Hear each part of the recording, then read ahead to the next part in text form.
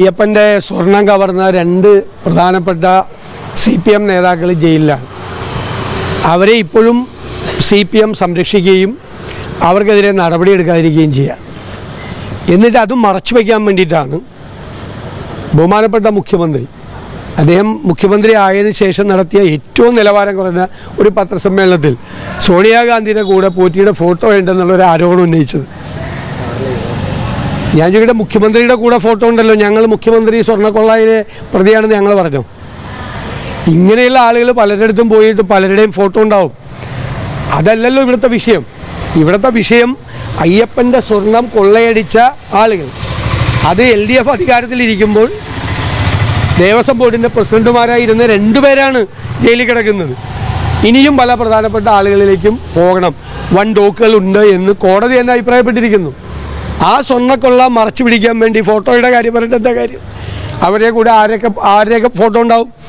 ഇപ്പോൾ ടൂറിസം വകുപ്പിൽ ഒരു വ്ളോഗർ ഉണ്ടായിരുന്നു, മന്ത്രി റിയാസ് മുൻകൈ എടുത്ത് കൊണ്ടുവന്നതാണ്. പിന്നീടാണ് അവരേതോ സ്പൈ ആണെന്ന് പറഞ്ഞത്. അപ്പോൾ മന്ത്രി റിയാസിനെതിരായിട്ട് ആരോപണം വന്നപ്പോൾ ഞാനാ പറഞ്ഞത് അതിലെങ്ങനെ റിയാസ് തെറ്റുകാരനാവുമെന്ന് ചോദിച്ചത്. കാരണം വ്ളോഗർ സ്പൈ ആണെന്ന് അറിഞ്ഞിരുന്നെങ്കിൽ ഇവിടെ കൊണ്ടുവരുമോ? അപ്പോൾ അവർ നേരത്തെ വന്നു, അവർ വ്ളോഗറാണെന്ന് വിചാരിച്ച് കൊണ്ടുവന്നാണ്. പിന്നീട് സ്പൈ ആണെന്ന് കഴിഞ്ഞിപ്പം എൻ്റെ കൂടെ എയർപോർട്ടിൽ വെച്ചോ റെയിൽവേ സ്റ്റേഷനിലെ കൂടോ ഒരാൾ വന്ന് ഫോട്ടോ എടുത്ത് ഞങ്ങളൊക്കെ നിന്ന് കൊടുക്കും. ആര് ഫോട്ടോ എടുക്കാൻ വന്നാലും നാളെ അയാൾ ഏതെങ്കിലും വല്ല കള്ളക്കടത്ത് കേസിലോ കവർച്ച കേസിലോ അയാൾ പ്രതിയായ നിങ്ങളിടാൻ പോണത് എൻ്റെ കൂടെ അയാൾ ഇളിച്ചുകൊണ്ടിരിക്കുന്ന പടമായിരിക്കും. അതിന് ഞാൻ തെറ്റുകാരനാവോ? അപ്പോൾ ഈ യഥാർത്ഥ വിഷയം മറച്ചു വയ്ക്കാൻ ശക്തമായ തിരിച്ചടിയാണ് കിട്ടിക്കൊണ്ടിരിക്കുന്നത് CPM-ന് ഈ വിഷയത്തിൽ. ഇപ്പോഴും ഈ സ്വർണ്ണക്കൊള്ളയിലെ പ്രതികളെ സംരക്ഷിക്കുന്ന നടപടി പോലും എടുക്കുന്നില്ല, പേടിച്ചിട്ടാണ്. കാരണം അവർ മൊഴി കൊടുത്താൽ മറ്റു വലിയ നേതാക്കന്മാർ കൂടി അകത്തു പോകും എന്നുള്ള ഭയം കൊണ്ടാണ് ഇവർ ചെയ്യുന്നത്. ഞങ്ങൾ പറഞ്ഞ എല്ലാ കാര്യവും ശബരിമലയിലെ ശരിയാണ്. ശബരിമലയിലെ മാത്രമല്ലല്ലോ, മുഖ്യമന്ത്രിയുടെ ഓഫീസ് അനാവശ്യമായി ഇടപെടുന്നു, പോലീസിലെ ഹൈറാർക്കി തകർക്കുന്നു എന്ന് ഞങ്ങൾ ആരോപണം ഉന്നയിച്ചു. ഇപ്പോൾ DIG DGPക്കെതിരായിട്ട് ആരോപണം ഉന്നയിക്കുന്നു. ജയിലിൽ DIGയുടെ നേതൃത്വത്തിൽ പണം മേടിച്ചു വിട്ട് ആളുകളെ പരോളിലിറക്കി വിടുന്നു.